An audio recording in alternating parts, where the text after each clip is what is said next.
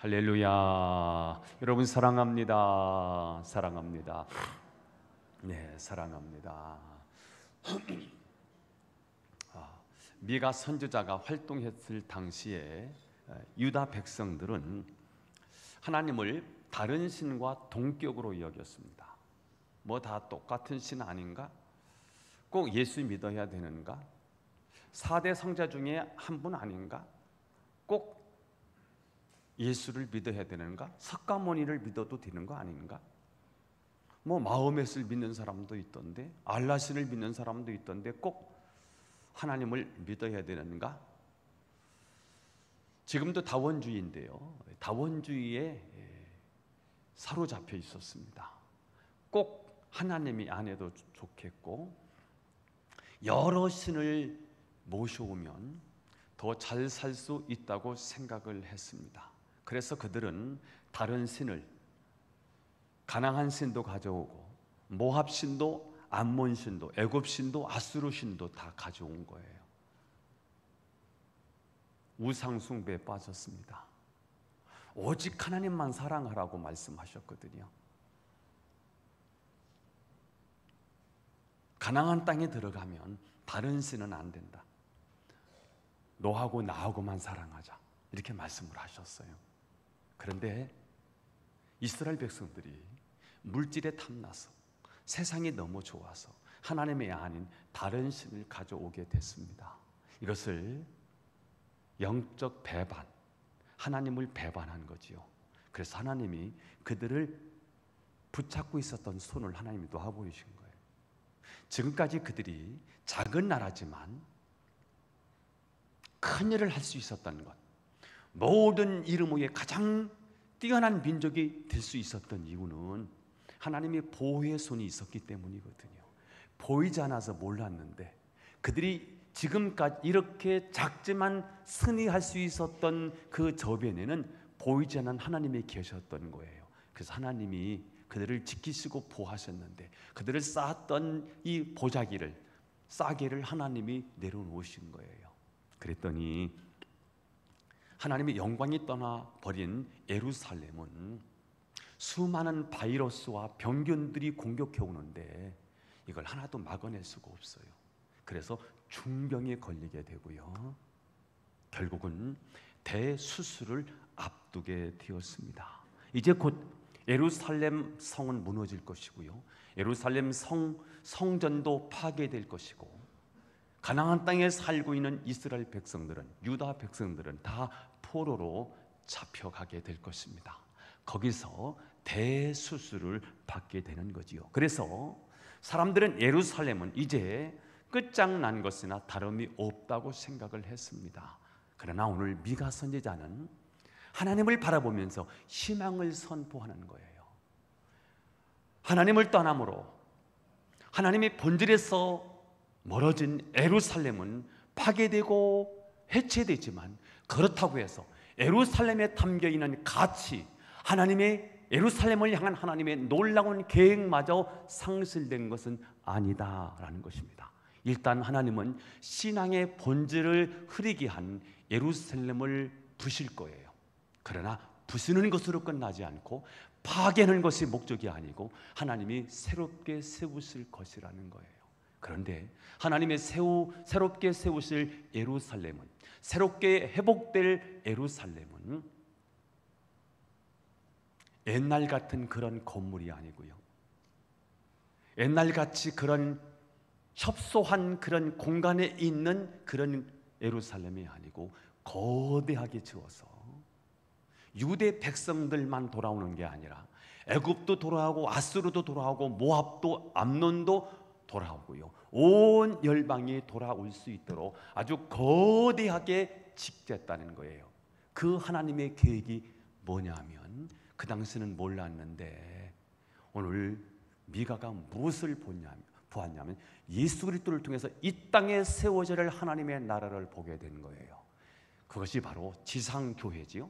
하나님이 이 땅에 하나님 나라를 세우는데 무엇을 통해서? 하나님의 백성들을 통해서, 하나님의 백성들이 모임인 교회 공동체를 통해서 이루신다는 거지요.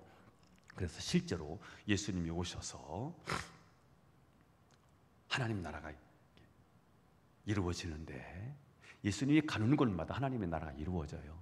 병든 자가 고침을 받고요, 눌린 자가 해방을 얻게 되고요, 귀신이 들려서 억압되어 있는 자들에게 하나님이 그들을 귀신을 내어쫓으면서 그들 심령에 하나님 나라가 임하게 해요.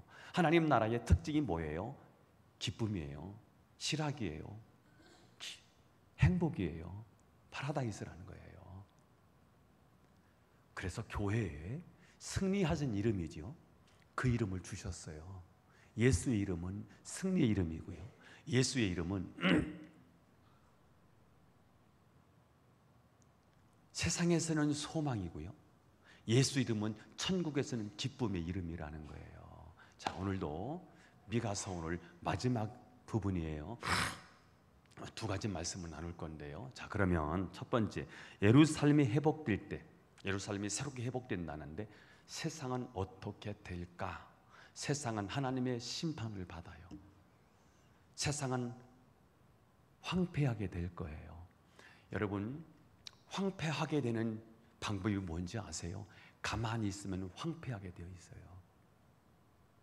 우리가 어떻게 하면 지옥 갈까요? 지옥은요, 무엇을 하는 게 아니에요. 나쁜 짓을 해서 지옥 가는 게 아니에요. 원래 인간은 창세기 3장에 하나님을 떠난 이후로 인간은 가만히 있으면 지옥 가는 거예요. 하나님 나라가 왔어요. 새 예루살렘이 회복됐어요. 예수님이 오셔서 하나님 나라가 열렸어요. 이때 복음을 받으면 구원을 받지만 복음을 거부하면 저주받고 황폐하게 된다는 거예요. 오늘 13절을 읽어보겠습니다. 13절 시작. 땅은 그 주민의 행위로 열매로 말미암아 황폐하리로다. 예수님이 오시는 것은 하나님 나라가 온 거예요. 하나님이 오신 거예요. 예전 왕은 죽고 새로운 왕이, 새 나라가 세워진 거예요. 열리지 않았던 하나님 나라가 예수님을 통해서 열렸어요. 이제 왕이 바뀐 거예요. 마귀의 자녀들이었어요. 마귀를 섬기는 나라였어요. 그런데 예수님이 왕 중에 왕으로 오셨어요. 새로운 왕이 오신 거예요. 이제 우리는 왕이 바뀌었어요. 예수님이 이렇게 말씀하셨어요. 회개하라, 천국이 가까웠느니라.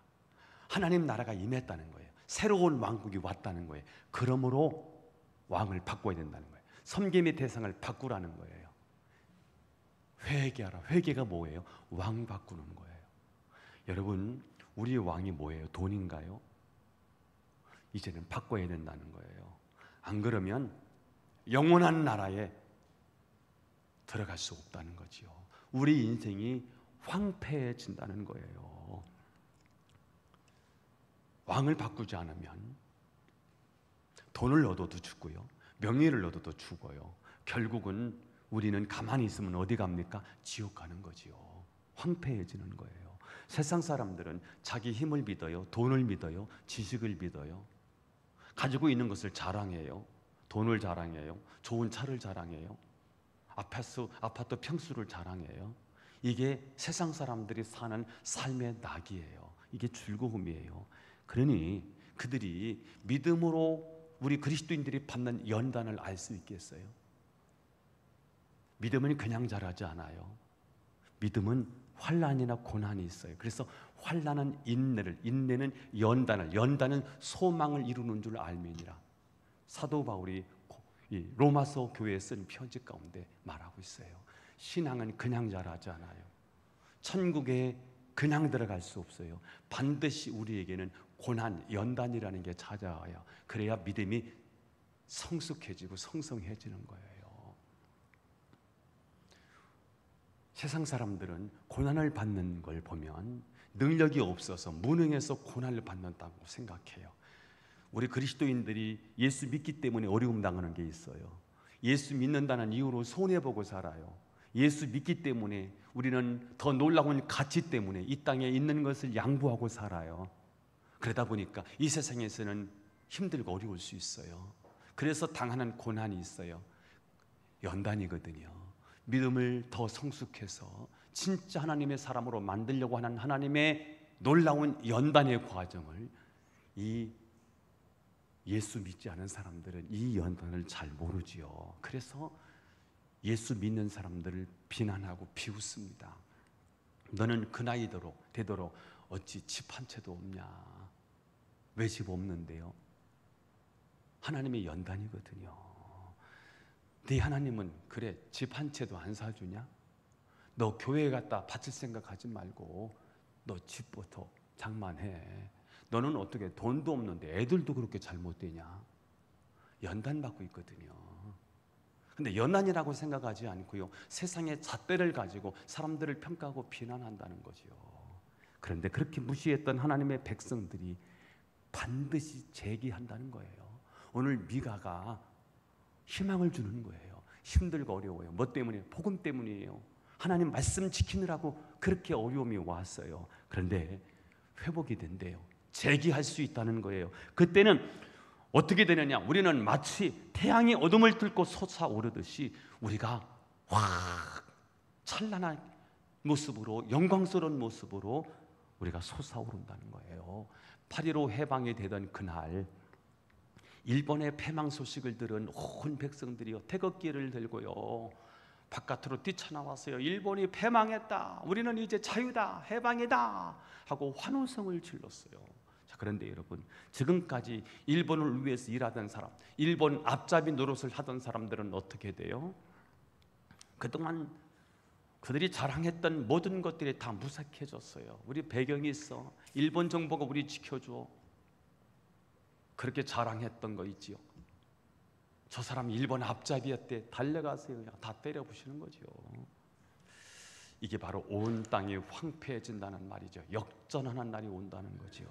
16절 17절을 구체적으로 말씀하고 있네요. 시작. 이르되 여러 나라가 보고 자기의 세력을 부끄러워하여 손으로 그 입을 막을 것이요 귀는 막힐 것이며 그들이 뱀처럼 티끌을 핥으며 땅에 기는 벌레처럼 떨며 그 좁은 구멍에서 나와서 두려워하며 우리 하나님 여호와께로 돌아와서 주로 말미암아 두려워하리이다. 자, 지금까지는 사람들이 돈 좀 있는 거 가지고 거들먹거리면서 하나님 백성들을 무시하고 벌레 취급을 했거든요.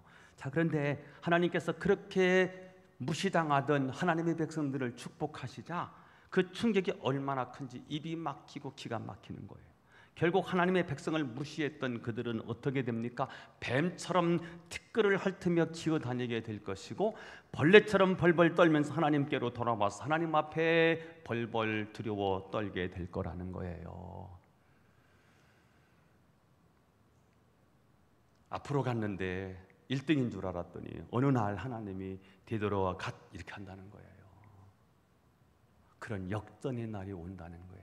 오늘 이 본문은 이중적인 의미가 있어요. 하나님은 이 세상에서도 때가 되면 우리를 영광스럽게 하실 거예요. 그러나 더 중요한 사실이 있습니다. 하나님의 심판때, 마지막에 하나님 앞에 심판대 앞에서 우리를 하나님께서 영광스럽게 하신다는 것입니다. 그때가 되면 세상에서 큰 소리 치던 사람들이 뱀처럼 벌레처럼 비참한 위치로 떨어지게 될 것입니다. 반면에 세상에서 연단받으면서 나는 죽어도 죄와 타협하지 않겠다, 오직 하나님 한 분만을 섬기겠다라고 각오하고 산 사람들은 천국에서 해같이 빛나게 될 것이라는 겁니다. 그 영광에 비하면 세상은 너무 짧습니다. 벌써 10년이 지나갔네요. 벌써 15년이 지났어요. 제가 47에 여기 왔는데요, 제가 올해 한갑됐잖아요. 세월이 이렇게 빨라요. 왜 이렇게 빠른 거예요? 여기 계셨던 분들 가운데 많은 분들이 천국에 가신 분들이 많이 계셔요. 여러분, 그 짧은 기간을 욕심과 교만으로 살다가 영원히 티끌을 핥으면서 살겠습니까? 어리석은 짓이지요. 지금 이 세상에 투자하겠습니까? 아니면 영원한 천국에 투자하시겠습니까? 지금 쾌락을 죽이고 욕심대로 살면 영원히 티끌을 핥으며 지옥에서 벌레처럼 뱀처럼 그렇게 기어다닐 수밖에 없다는 거예요. 지금 놀고 싶은 것 놀지 않고요, 누리고 싶은 것 누리지 않고 영원한 천국을 위해서 사는 삶, 그걸 하나님이 보고 계신다는 거 아닙니까? 여기서 많은 것을 누린 사람이 천국에 가서도 많이 누리는 것은 사실 공평하지 않습니다. 우리는 둘 다를 가지려고 생각해서는 안 됩니다. 현명한 거래는 이 세상을 팔아서 천국을 사는 것입니다. 세상에서 많은 것을 가진 사람이 천국에서도 많은 것을 갖는 일은 거의 없을 겁니다. 여기서 수많은 칭찬과 박수를 받은 사람이 거기서도 크게 칭찬을 받는 일은 없을 것입니다. 우리는 어쩌면 둘 중에 하나를 선택해야 될지 모르겠습니다. 여기서 좀 부족하게 살고 거기서 많이 갖겠습니까? 아니면 여기서 많이 갖고 거기서 다 빼앗기겠습니까?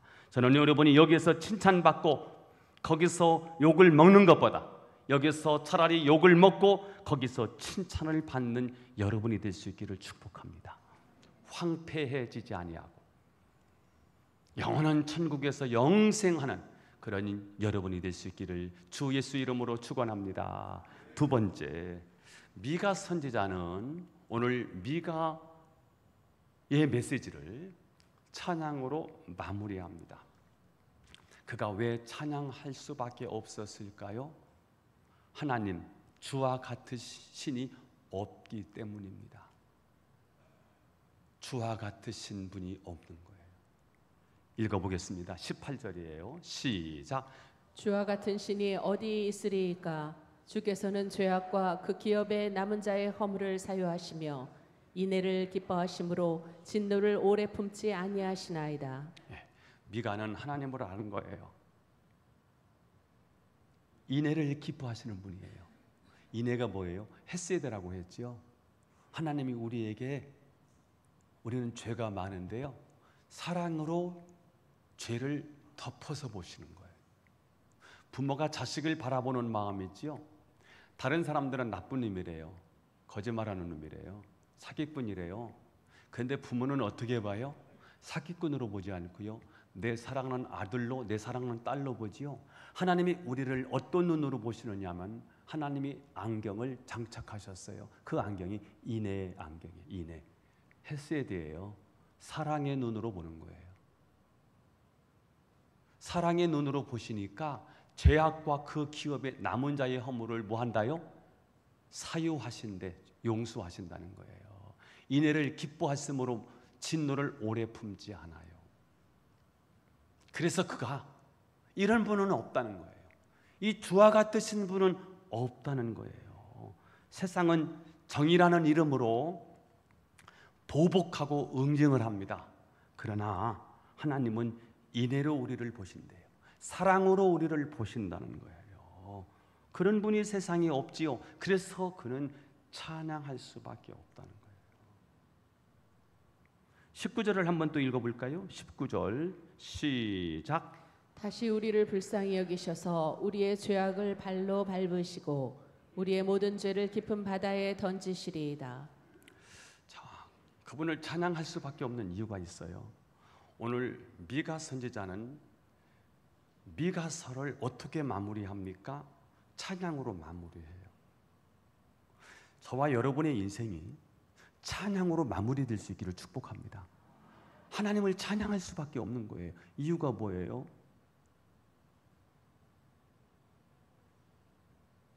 나를 완벽한 하나님의 백성으로 만드시는 거예요.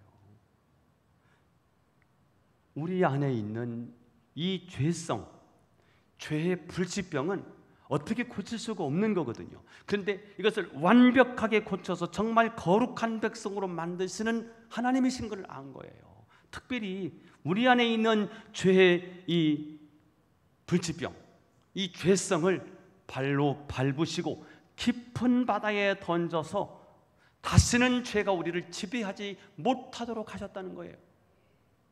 이거는 예언이에요. 미가 선지자가 상황이 굉장히 어려워요. 하나님의 이름은 부르는데 진짜 신앙이 아닌 거예요. 세상 것으로 가득 차 있는 거예요. 배는 부른데 하나님의 양식으로 배가 부른 게 아니라 세상 것을 많이 먹어서, 단 것을 많이 섭취해서 하나님의 말씀은 맛이 없고요, 세상 음식이 왜 이렇게 맛있는지, 그래서 배부른 거예요. 영적으로 보면 이건 배부른 게 아니에요. 헛배부른 거였어요. 사람들이 만족한다는 거예요. 뭐로? 세상 것으로 만족하는 거예요. 근데 하나님은 저들을 바라보니까 세상 것으로 가득해서 하나님의 필요 없어서, 하나님 내던졌어요. 대신 우리에게 축복을 주고 우리에게 평안을 주는 그런 이방 신들이 좋은 거예요. 그 신을 데려다, 그 신을 하나님처럼 섬긴 거예요. 그래서 하나님은 이 중병에 걸려 있는 예루살렘을 하나님이 부수겠다는 거예요. 심판을 코앞에 두고 있는 거예요. 이때 활동했던 예언자가 미가 선지자인데, 미가가 기도하는 가운데 하나님의 마음을 얻은 거예요. 하나님의 눈으로 세상을 본 거예요. 하나님의 마음으로 세상을 보니까 이 세상은 안 되겠는 거예요. 무너질 수밖에 없는 거예요. 그런데 이 무너질 수밖에 없는 예루살렘을 바라보면서 하나님이 그에게 새로운 소망을 주세요. 그게 뭔지 아십니까? 메시아에 대한 소망이에요. 얘들아, 안 되는구나. 다 가짜야. 다 무너졌어요. 지도자들, 당시 이스라엘을 이끌어가는 정치 지도자들, 종교 지도자들도요, 다 무너져 있는 거예요. 재판장도 다 무너져 있어요. 이거 어떻게 될지 모르겠네요. 이런 상황에서 하나님이 미가 선지자를 통해서 희망을 보게 하시는 거예요. 하나님이 어떤 분이시냐는 거예요. 하나님은 회복시키는 하나님이라는 거예요. 다시 복원시키는 하나님이라는 거예요. 그런데 다시 복원될 때는, 다시 회복될 때는 옛날보다 더 훨씬 더 완벽한 모습으로 하나님이 회복하신다는 거예요. 누구를 통해서 그렇게 하시느냐 하면 예수님을 통해서 회복하신다는 거예요. 그래서 오늘 예수님이 오셔서 어떻게 하시느냐, 우리 죄 골마 터졌어요. 계속해서 이 피고름이 흐르고 있는 우리의 죄악을, 이건 우리가 어찌 할 수가 없는 거예요. 그런데 메시아가 오셔서 이 문제를 완벽하게 해결한다는 거예요. 어떻게 해결하지요? 우리의 죄악을, 어떤 분의 표현이에요? 우리의 죄악을 깡통에 집어넣고요, 발로 어겨서 깊은 바다에 빠뜨린대요. 깊은 바다는 다시 돌아올 수 없는 곳을 깊은 바다라고 표현하거든요. 다시 돌아올 수 없도록 하나님이 죄를 완벽하게 해결해 주신다는 거예요. 그분이 누구를 통해서 이루어진다는 거지요? 예수 그리스도를 통해서 그렇게 해 주시겠다는 거예요. 그래서 우리가 사는 거예요. 자, 다시 한번 오늘 이 18절의 본문은, 아니 19절의 본문은 다시 우리를 불쌍히 여기셔서 우리의 죄악을 뭘로? 발로 밟으시고, 그리고 우리의 모든 죄를 깊은 바다에 던지시리라. 그래서 죄가 다시 우리를 지배하지 못하도록 그렇게 하신다는 거예요. 그래 놓고 바닷가에다가, 깊은 바다 근처에다가 표지판을 하나 써붙인대요. 뭐라고요? 낚시 금지. 그걸 또 건져 와서 그걸 가지고 시달리지 못하도록 하나님이 그렇게 하신다는 거예요. 그러니까 찬양할 수밖에 없다는 거죠.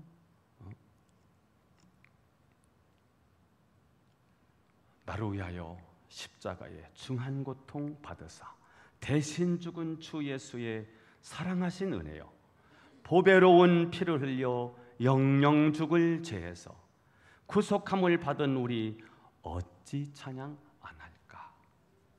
그래서 오늘 미가 선지자는 찬양할 수밖에 없다는 거예요. 예수님의 피는 우리를 깨끗게 하실 뿐만 아니라 우리의 체질을 완전히 바꾸어 놓습니다. 우리의 체질이 예수님의 체질로 바꿔지면 예전에 즐기던 거짓말이나 질 나쁜 농담 같은 것은 생각만 해도 싫어지고요, 하나님 찬양하고 싶고 예수 믿는 사람들끼리 어울리는 것을 너무 좋아하고요. 사랑의 교제, 믿음의 교제를 나누기를 너무 좋아해지더라는 거예요.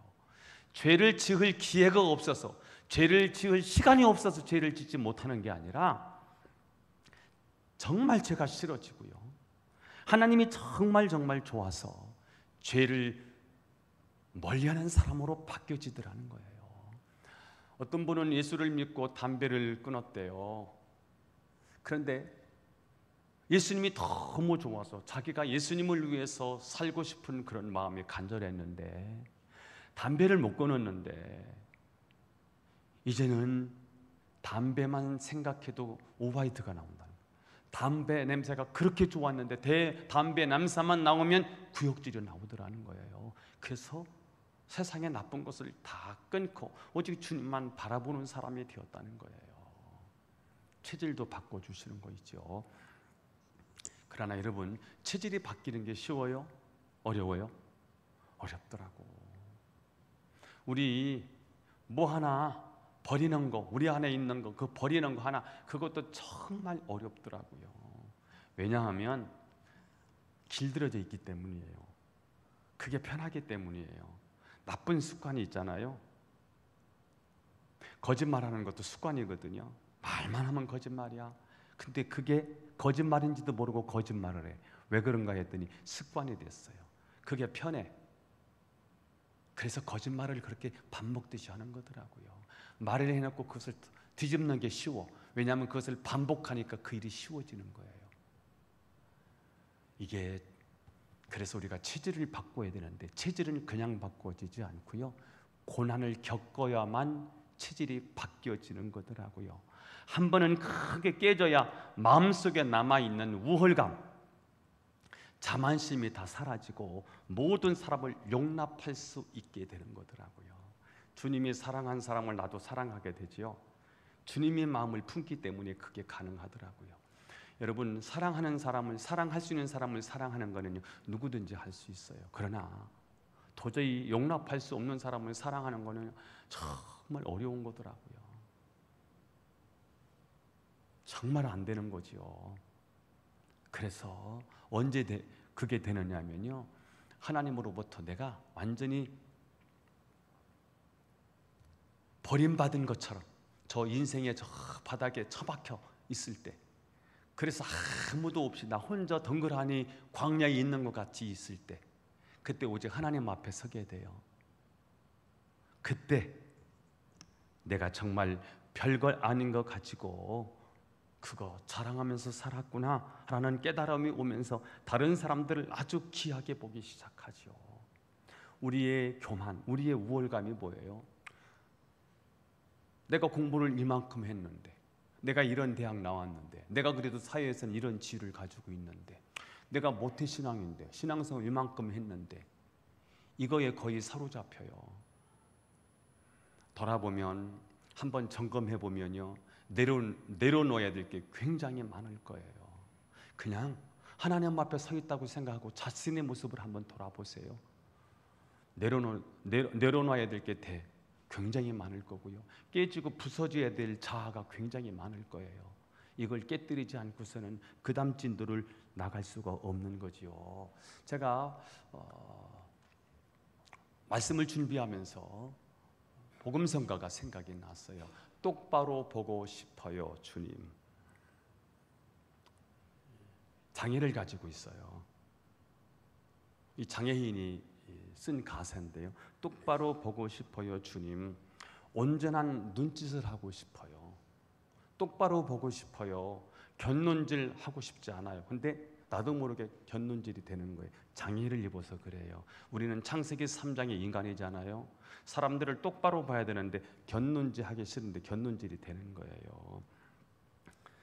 하지만 내 모습은 온전치 않아 세상에 보는 눈은 마치 날 죄인처럼 멀리하며 외면을 하네요. 왜요?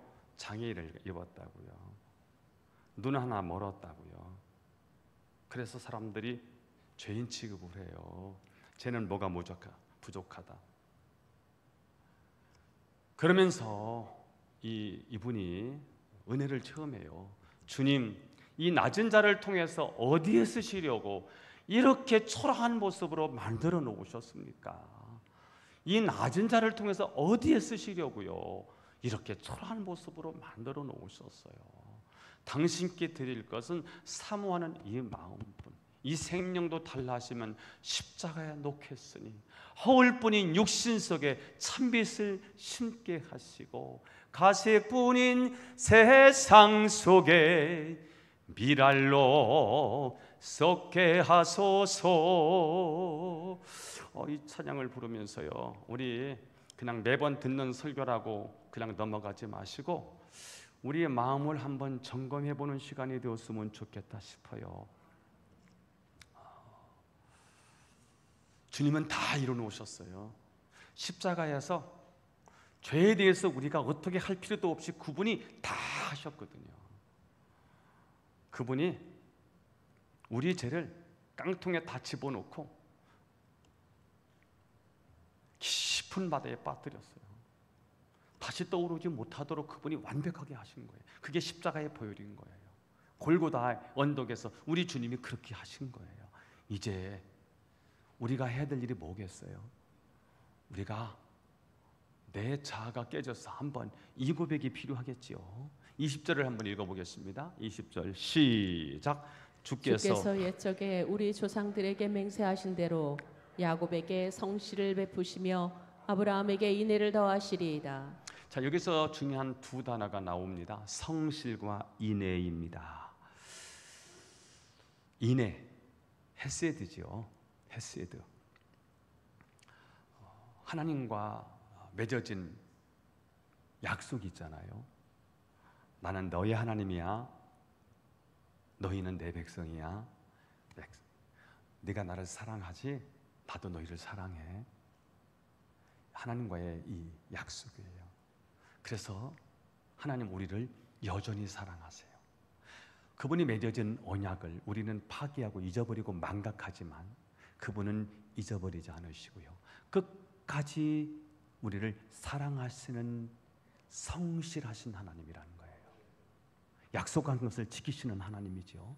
하나님은 우리의 고장난 부분을 고치기 위해서 일단은 해체부터 하세요.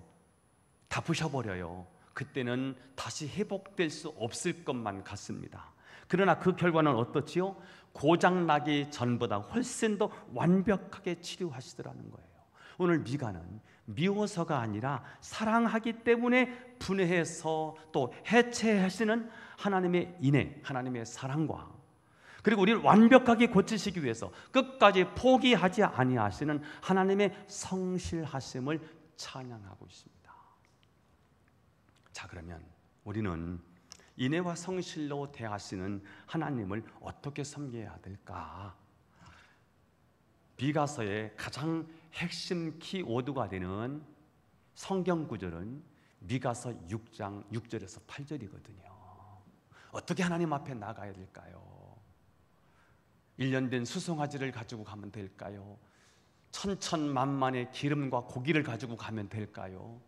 내가 정말 아끼고 사랑하는 이 맏아들을 드리면 하나님이 기뻐하실까요? 미가는 아니래지요. 그러면서 하시는 말씀이 8절이에요. 8절. 하나님이 원하시는 거 시작. 사람아, 주께서 선한 것이 무엇임을 내게 보이셨나니 여호와께서 내게 구하시는 것은 오직 정의를 행하며 인자를 사랑하며 겸손하게 내 하나님과 함께 행하는 것이 아니냐. 하나님은 우리에게 인애와 사랑으로 대하세요. 인애, 사랑, 성실, 하나님이 우리를 대하시는 모습이에요. 그럼 우리는 하나님을 어떻게 섬겨야 될까? 오직 정의를 행하며, 언젠가 말씀을 드렸어. 정의요. 예배 드려야 된다는 거죠. 예배당에 오신 거잖아. 이게 정의예요. 그런데 예배 드리는 동기가 뭐냐는 거예요. 인자를 사랑하며 하나님 사랑하기 때문에 하나님의 사랑이 너무 감사해서 이게 동기죠. 이게 인자라고 했고요. 그리고 겸손하게 하나님과 동행하는 삶, 하나님이 기뻐하시는 우리들의 모습이라고 말씀드렸잖아요. 여러분, 영혼도 근육이 있다는 사실을 아세요? 우리 육체의 근육은요, 우리가 이렇게 다니는 거는요, 이 근육이 있어서 힘이 있어서 에너지를 주지요. 그래서 이 근육을 만드는데 근육은 언제 생기지요? 운동할 때 생기지요. 근데 매일 하는 운동이 귀찮아요. 운동이 귀찮아서 운동을 쉬면 어떻게 돼요? 근육이 약해지지요. 영혼의 근육도 마찬가지입니다. 어떤 때 근육이 생길까요? 오늘 이 말씀이에요. 오직 공의와 인자를 사랑하는 거예요. 인애를 사랑하는 거예요. 오직 공의, 이게 뭐예요?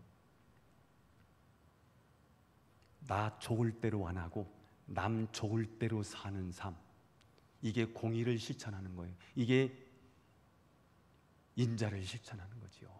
그리고 겸손히 하나님과 동행하는 건 뭐냐? 내가 하나님을 이끌어가는 것이 아니라 나의 가는 길에 동행하시는 하나님의 마음을 살피는 거예요. 한마디로 말하면 하나님의 눈치를 보고 사는 거예요. 이게 주님과 겸손히 동행하는 삶이에요. 지난번에는 이 표현을 제가 이렇게 설명했어요.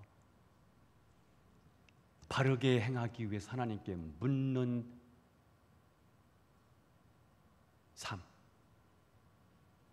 하나님께 묻는 거예요. 하나님, 내가 바로 하는 건가요? 이게 동행하는 삶이라는 거예요. 그렇게 우리가 경건하게 살면 우리는 정말 구덩이에서도 일어날 수 있습니다. 이 삶의 원리로 승리하는 저와 여러분이 될 수 있기를 예수님의 이름으로 축원합니다. 기도하겠습니다. 하나님 아버지, 오늘도 주신 말씀을 가슴에 품고 진짜 삶에 적용해서 승리하고 돌아오는 우리들이 되기를 원합니다. 하나님, 오늘 말씀을 우리에게 주셨사오니 이 말씀이 우리의 삶의 현장에서 그대로 실현되고 응답되게 하옵소서. 예수님의 이름으로 기도